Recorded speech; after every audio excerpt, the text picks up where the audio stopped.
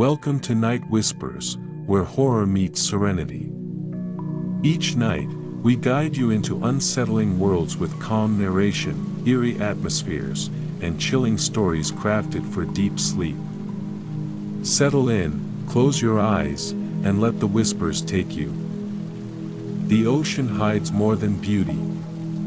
It hides ruins, whispers, and bones.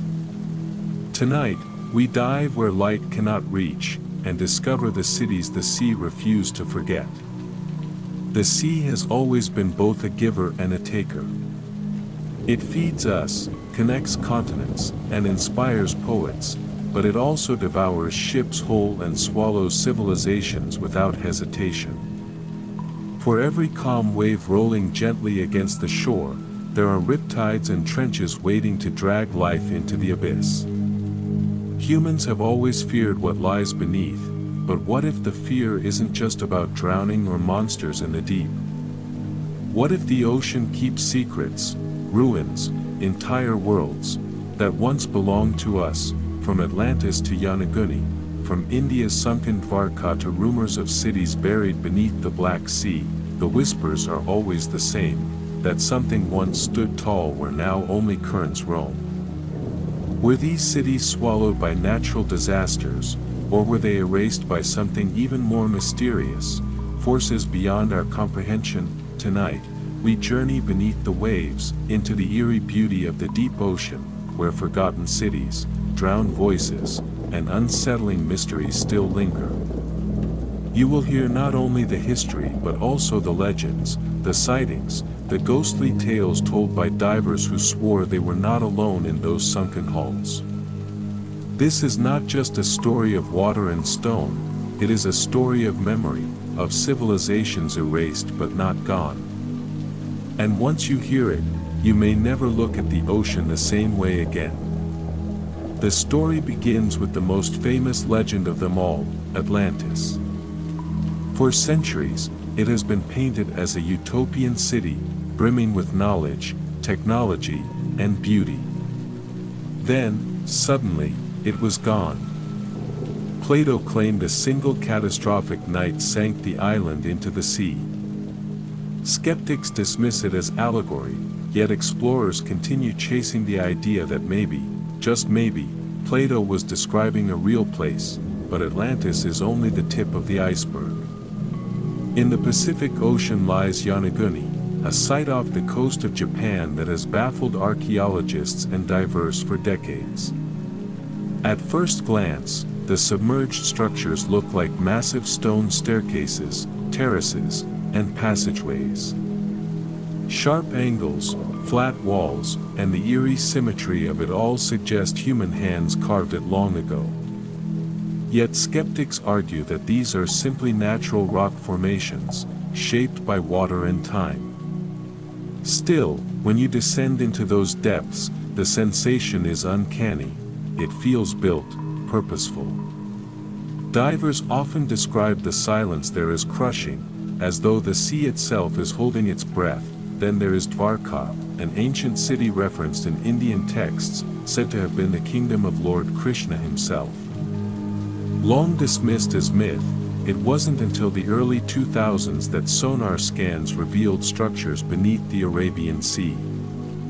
Divers uncovered stone walls, anchors, and artifacts that date back thousands of years, some older than the pyramids of Egypt.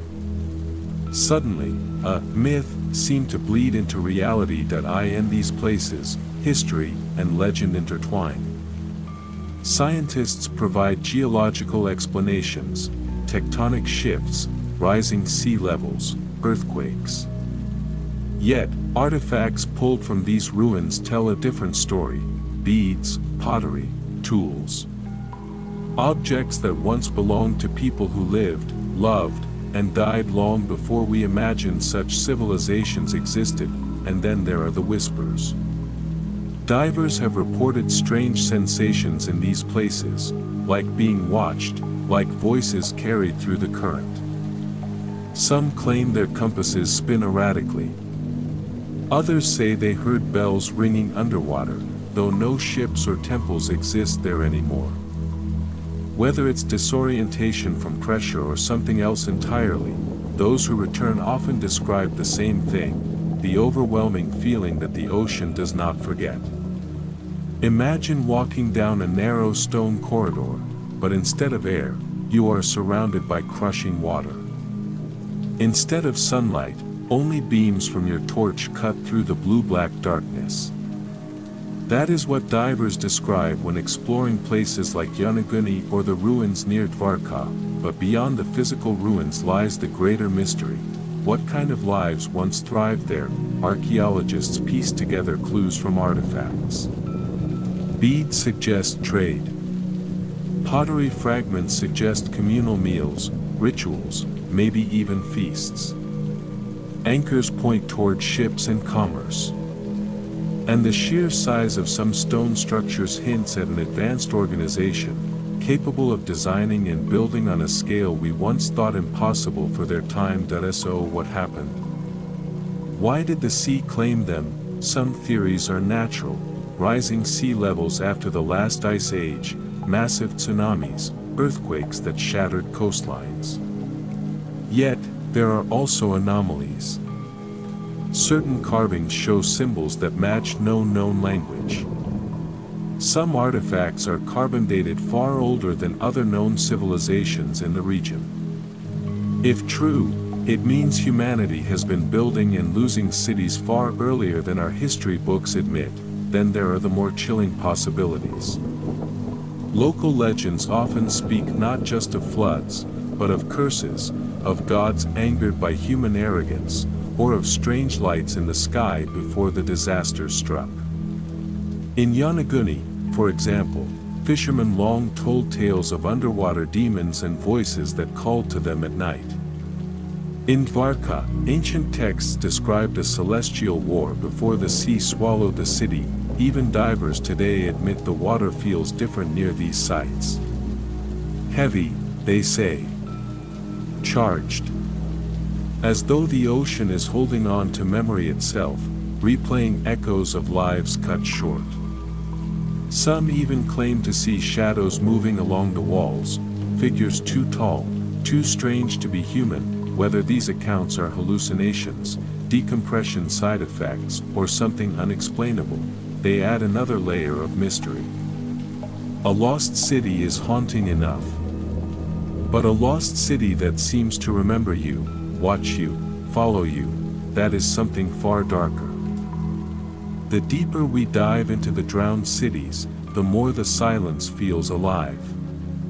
The ocean swallows sound, yet somehow it carries whispers. Not voices, exactly, more like impressions pressed into the current, memories etched into the stone. For centuries, sailors spoke of ruins rising from the waves, their towers visible on rare, glass-still nights before slipping beneath the sea once more. Most dismissed these tales as mirages or tricks of moonlight on the surf.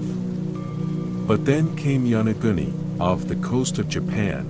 Fishermen stumbled across stepped terraces, pillars, and what appeared to be a massive stone staircase spiraling into the abyss.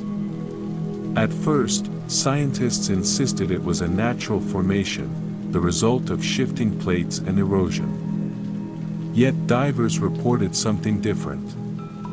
They spoke of precise angles too perfect for accident, archways too deliberate for coincidence. Some swore they saw carvings, faint faces staring from the rock as if time itself had failed to erase them, but the mystery of Yonaguni is not unique.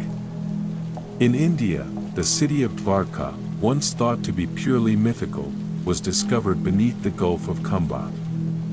Divers found walls, streets, and artifacts dating back thousands of years, some older than any known civilization in the region. How could a thriving city be swallowed whole, and memory of it erased, save for scattered legends in ancient texts? Perhaps the most haunting thought is not that these cities were lost, but that their people knew it was coming. In logbooks of early explorers, we read of collapsed temples, of statues shattered in ways only sudden catastrophe could cause. Earthquakes, tsunamis, rising seas, nature's fury has many faces. Yet there are stories that suggest something else, that these places were abandoned not only because of disaster, but because of fear. Among the ruins of Dwarka, locals whisper that strange lights still shimmer in the water at night, like torches carried by unseen hands. In Yonaguni, divers report dizziness, disorientation, as though the very air in their tanks turns thick with memory. One spoke of a shadow he swore swam beside him, too large, too fast, too intentional. When he surfaced, no one else had seen it. And then there are the artifacts. Carvings of gods that don't match any known pantheon. Implements of metal that corrode too slowly to belong to their supposed age. The scientists who study them argue back and forth, but the sea keeps its secrets, what life might have flourished there before the waves claimed it. Imagine the streets filled with voices, markets trading goods we no longer have names for, children running along pathways now slick with coral. Picture lanterns glowing at night, fires burning in hearths that now lie cold and black beneath tons of salt water. Every broken wall is a sentence cut off mid-thought, every toppled statue a prayer that will never be answered. There are even claims of music. Divers in the Mediterranean once swore they heard notes drifting from ruined arches, a melody that vibrated through the water, impossibly clear. Skeptics dismiss this as the groaning of tectonic plates or the calls of whales distorted through caverns. But those who heard it said it carried intent, like a lullaby, or perhaps a warning. The ocean does not simply erase. It preserves. It keeps secrets intact for millennia, wrapping them in silt and salt until the day we dare to seek them again. And when we do, we find echoes of laughter, of despair, of civilizations who looked at the horizon and never imagined the tide would rise so high. What catastrophe buried them? Was it truly nature's hand, or did something older, deeper, decide their time had come? As the currents shift, as shadows drift through stone streets that have not known footsteps in 1,000 years, the ruins seem to wait. For what? Perhaps for recognition. Perhaps for us, and as the divers rise back to the surface, hearts pounding, ears filled with phantom whispers, one thought lingers more than any other: if such cities could vanish once, how many more lie waiting, beneath the waves, lost but not gone, whispering their secrets to anyone brave enough to listen. The ruins themselves are strange enough, monuments swallowed whole by time and tide, but what lingers around them is stranger still. For every archaeologist's report, there are 10 whispered accounts of things that science refuses to touch. It begins with the divers. Many claim that the deeper they go, the more they feel watched. Not by sharks, not by eels, but by something vast and unseen. A presence that presses against their skin like a current in reverse, pulling at their thoughts. Some describe it as oppressive, others as oddly comforting, as if the sea itself is studying them. One diver in the Gulf of Kumbat swore he saw a figure kneeling among the ruins, a man carved of water, shimmering, bent in prayer before a broken temple. When he blinked, it was gone. Another, exploring Yonaguni, reported hearing a child's laughter bubbling through his regulator, so clear that he tore out his mouthpiece in panic. The ocean around him was empty, and then there are the lights. In Dwarka, fishermen speak of orbs that rise from the water at midnight, glowing like lanterns carried by invisible hands. Sometimes they drift silently into the distance, other times they circle the boats until the men are forced back to shore, shaken and pale. In the Mediterranean, strange bioluminescent flares burst from cracks in the seabed, but no creature is ever seen. Scientists call them natural discharges. Sailors call them warnings. There are sounds, too, sounds no sonar can explain. Deep groans, metallic clatters, a slow rhythmic beat like a drum. Off the coast of Cuba, where vast stone blocks lie hidden beneath the waves, divers reported hearing what they described as chanting. The voices seemed to come from everywhere at once, rising and falling in tones that made the water itself vibrate. Some surfaced in terror, others swam closer, desperate to hear more, as if hypnotized, and not all encounters end in wonder.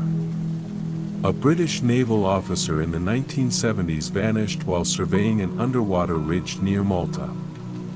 His equipment was later recovered, his oxygen untouched, but his body was never found.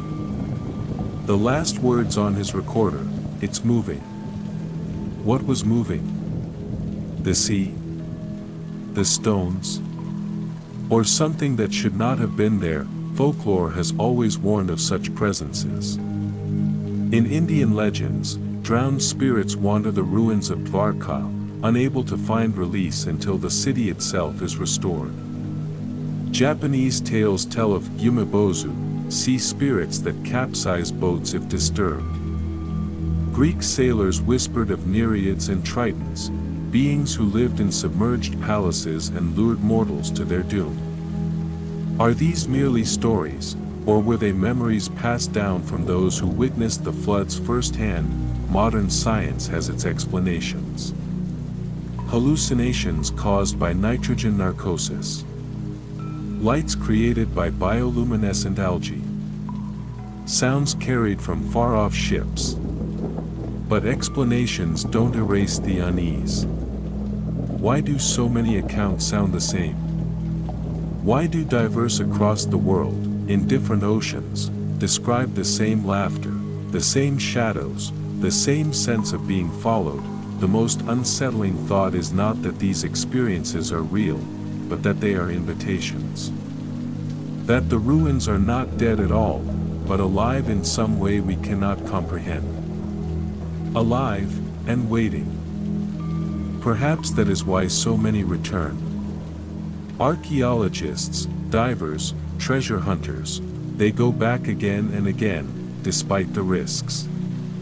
The ocean calls them, and the ruins whisper in answer. Some emerge with artifacts. Others with nothing but fear. And some never emerge at all. It is said that the sea does not give up its dead. But maybe it doesn't need to. Maybe the drowned cities are not graveyards.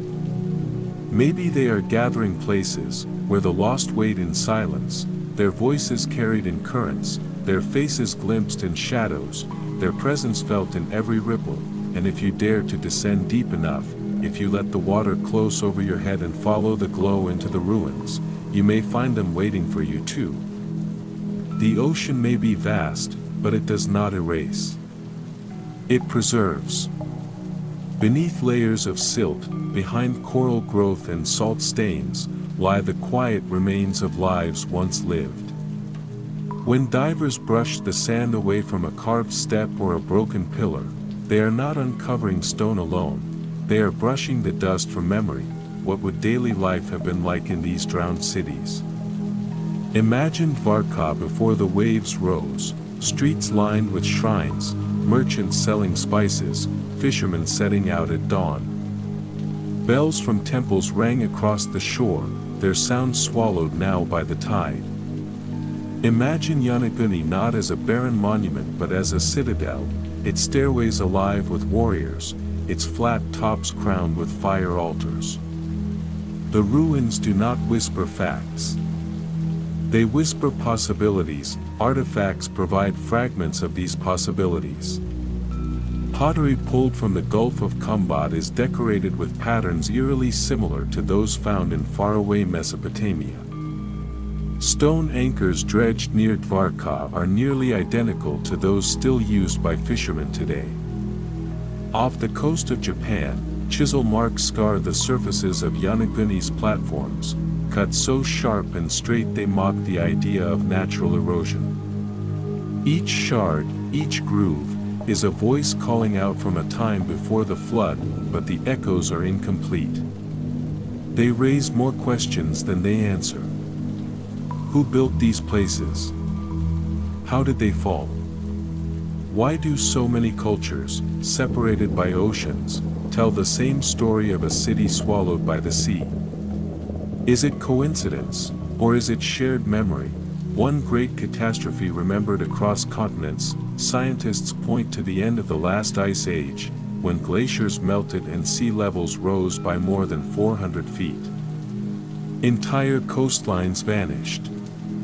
Villages became harbors, harbors became seabeds, and proud cities were swallowed whole. But there are other theories, darker ones. Massive earthquakes. Tsunamis that devoured everything in their path. Or even sudden shifts of land, where entire regions collapsed into the ocean as if the earth itself had opened its mouth. Whatever the cause, the traces remain. Divers exploring the Bimini Road in the Bahamas describe it not as a random scatter of stones, but as a paved highway stretching into the abyss. Off the coast of Cuba, sonar has mapped vast geometric shapes, perfect squares and rectangles, resting on the seabed at impossible depths. Some dismiss them as tricks of geology. Others believe they are the skeletons of a forgotten empire. Legends breathe life into these ruins. Plato's tale of Atlantis, a glittering island wiped away in a single day and night of misfortune. The Indian Mahabharata, which speaks of Krishna's golden city swallowed by the sea. Japanese myths of kingdoms beneath the waves, ruled by dragon gods in palaces of coral and pearl. Are these merely stories, or garbled records of real places lost to disaster? Perhaps the most haunting idea is not simply that these civilizations existed, but that they thrived, long before our textbooks begin. If that is true, then our own history is but a fragment, and we are children staring at shadows, thinking them whole. The ocean guards these echoes fiercely. Divers are often struck by a silence so profound it feels sacred, as though the water itself demands reverence. A single exhaled bubble seems intrusive, an insult to the ghosts below. It is not hard to believe that those who once lived there are still watching, still remembering, still waiting, and as the ruins reveal themselves little by little, one cannot help but feel that they are not ruins at all, but foundations. Foundations of a story far larger than ours, written in stone and drowned in sorrow, echoing endlessly beneath the waves. The ocean may be vast, but it does not erase. It preserves.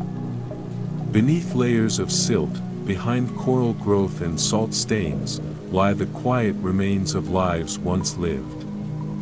When divers brush the sand away from a carved step or a broken pillar, they are not uncovering stone alone, they are brushing the dust from memory. What would daily life have been like in these drowned cities? Imagine Dwarka before the waves rose, streets lined with shrines, merchants selling spices, fishermen setting out at dawn. Bells from temples rang across the shore, their sound swallowed now by the tide.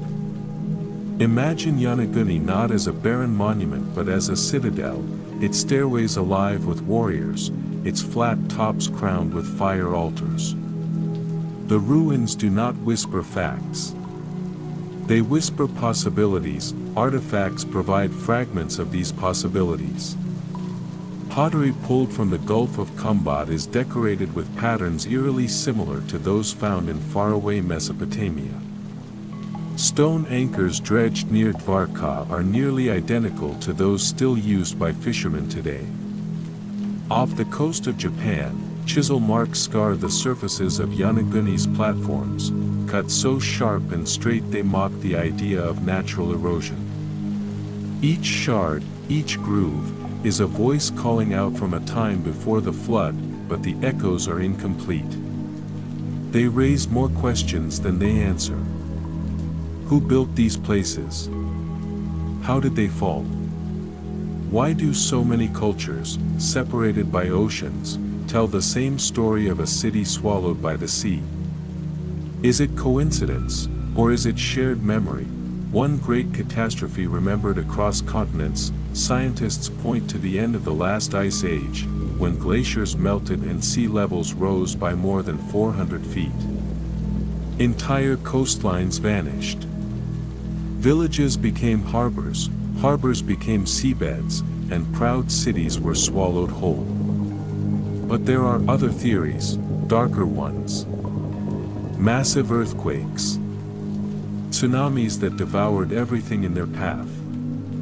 Or even sudden shifts of land, where entire regions collapsed into the ocean as if the earth itself had opened its mouth. Whatever the cause, the traces remain. Divers exploring the Bimini Road in the Bahamas describe it not as a random scatter of stones, but as a paved highway stretching into the abyss. Off the coast of Cuba, sonar has mapped vast geometric shapes, perfect squares and rectangles, resting on the seabed at impossible depths. Some dismiss them as tricks of geology. Others believe they are the skeletons of a forgotten empire. Legends breathe life into these ruins.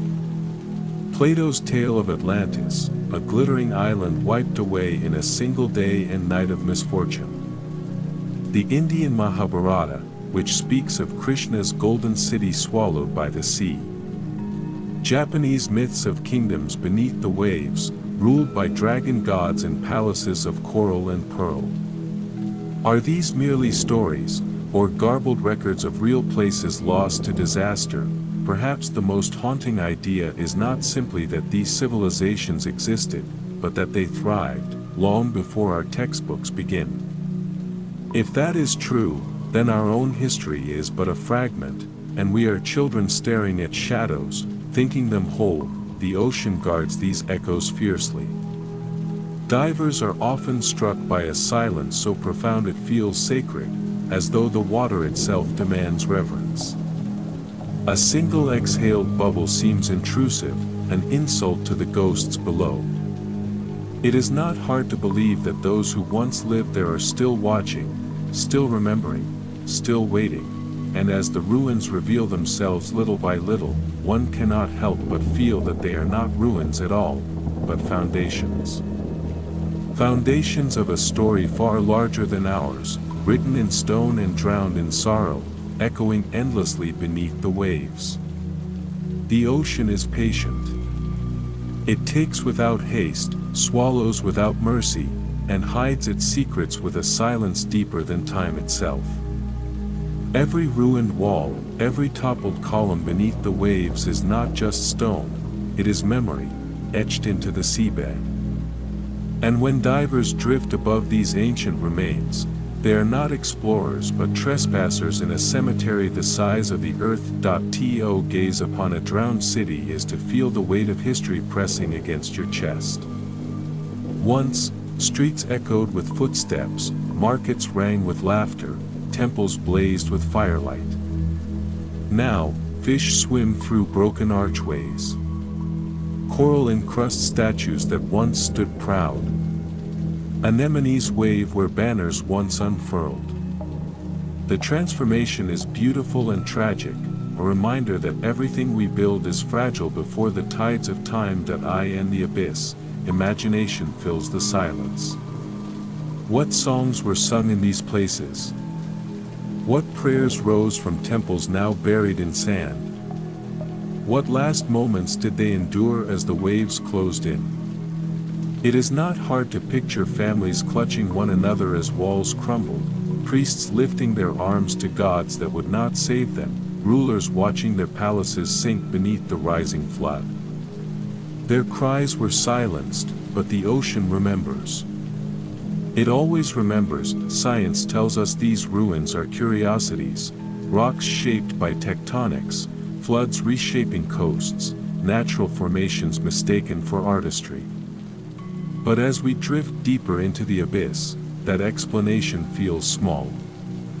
When you look upon a staircase carved too precisely, a wall aligned with the stars, or a monument whose edges still defy the waves, it is impossible not to believe that something greater once lived here. And if it lived once, it could live again. The abyss is more than darkness, it is a mirror. We see our own fragility reflected in the drowned cities. We are reminded that civilizations rise and fall, that even the most advanced of us are not immune to nature's quiet hunger. Today's skyscrapers may one day lie beside the ruins of Atlantis, today's highways covered in coral, today's monuments serving as reefs for fish we cannot name. The sea waits patiently for its next offering, and yet, there is peace in this inevitability. The ocean is not cruel, merely vast. Its lullaby is one of surrender, a reminder that nothing truly vanishes. What is lost becomes part of the whole. The people who built these cities have not disappeared, they drift in the currents, their stories woven into the rhythm of the waves, their memories carried in the salt and foam. Divers often describe a strange calm in these places, as though the ocean itself sings them to stillness. Heart beats slow. Breathing steadies. The fear of drowning gives way to awe, and for a moment, one feels suspended outside of time. It is not silence but a song too deep for human ears, a hymn of lost worlds echoing in the currents. When the expedition ends and divers resurface, the song does not leave them. Many speak of dreaming of the ruins for months, waking to the sound of waves crashing though the shore lies miles away. Some return to the sea again and again, drawn back like moths to a flame, unable to resist the pull of something ancient calling from below. The abyss does not release easily what it has touched. As we drift into the abyss, we are left with a final, haunting question: what else sleeps beneath those dark waters? What other empires lie entombed in silence, waiting for the day when the ocean shifts and reveals them once more? Perhaps we are not explorers of the deep, but simply listeners, standing at the edge of a story still being written, one whispered not in words, but in waves. The lullaby of lost worlds continues. And as it sings, we cannot help but wonder if, someday, it will be our song too. The ocean is a keeper of secrets. It does not rush to reveal what it hides, but when it does, it reminds us of how fleeting we are. From Atlantis to Yonaguni, from Dwarka to nameless ruins still cloaked in silt, every discovery beneath the waves is less about the stones themselves and more about the lives that once filled them. We are drawn to these places because they blur the line between legend and truth. Science explains much, but not everything. Folklore exaggerates, but it often grows from a seed of reality. Somewhere between those two lies the heart of the mystery, and it is in that space that our imagination lingers. Perhaps that is why these drowned cities feel so alive. They are echoes of ourselves. We see our ambition in their structures, our creativity in their artistry, and our mortality in their ruin. Time swallowed them, and it will swallow us too. The sea does not choose, it simply takes, and in taking, it remembers. So when you next stand by the shore and listen to the waves, think of what lies beneath. Think of the marketplaces now buried, the temples now silent, the laughter that once rang through stone streets now patrolled only by fish. And remember that the ocean never forgets, because one day, when our cities have fallen and our voices have faded, someone else may dive into the depths and find what is left of us. And when they do, the ocean will tell them the same story it has told for millennia: everything ends. But nothing is ever truly lost.